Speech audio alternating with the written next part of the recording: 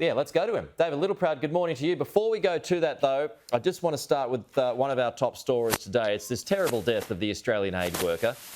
So what is new about this morning is that her family have called for a war crime investigation to be opened up on the soldiers responsible for her death. Israel has admitted to a mistake. So what do you think the punishment should be here, pending that investigation?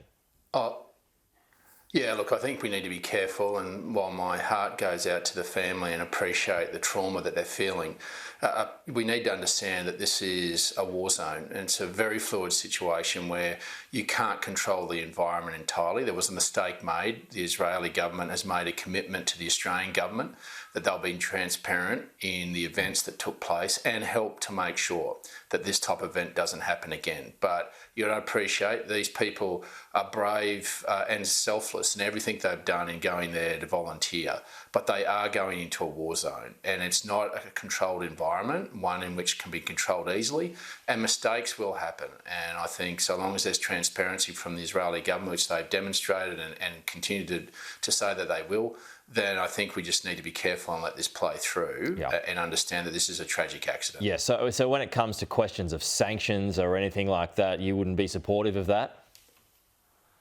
I think if there's transparency and the Israeli government have shown deep remorse, I think we just need to be careful in understanding while the grief is raw, there is circumstances here beyond the control of a government itself, and they admit the mistake, that those mistakes happen in an environment such as war, and I think we just need to be careful about how far we take that.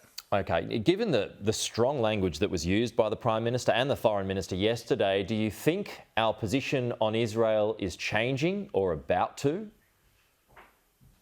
I think obviously we'd like to see that there's a ceasefire, but obviously you've got to appreciate the Israeli government is acting on an unprovoked attack in October last year, where their citizens were basically murdered in broad daylight. And what, if any government, if that happened here in Australia, then Australian citizens would expect us to eradicate the terrorist threat that took that out on its people. And the Israeli government is only doing what you would expect its people is expecting of them.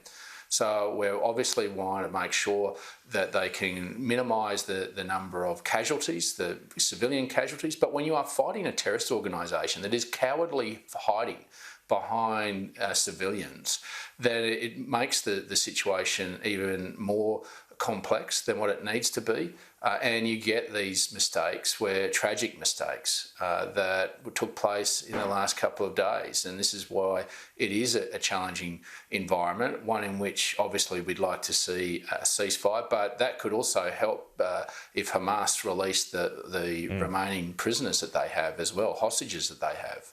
Okay, let's get to supermarkets. David, Peter Dutton threatening electricity-style big stick laws to break up supermarket giants if they abuse market power. Now, you started this. It now seems the Libs are along for the ride. So what's the coalition policy going to be?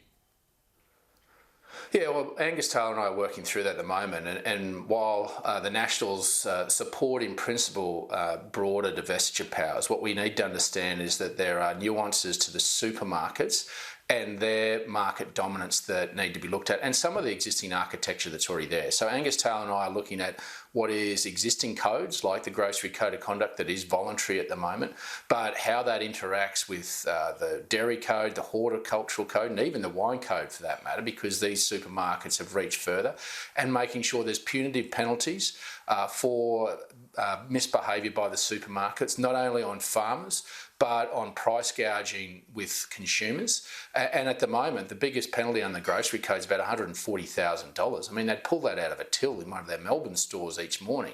So there needs to be punitive penalties. There needs to be an independent arbiter. At the moment, the supermarkets have their own independent arbiter built in with that they employ themselves. It should be at arm's length. But we also need to look at this thing called land banking. And what these big supermarkets have done is buy up large tracts of land around not only their stores, but also in shopping centres. They've taken big stakes that reduce other competition coming in. And so what we want to make sure is we get the architecture right, because what the Greens propose could have unintended consequences of not improving and increasing competition. And that's what we're going to try and design in the coming weeks.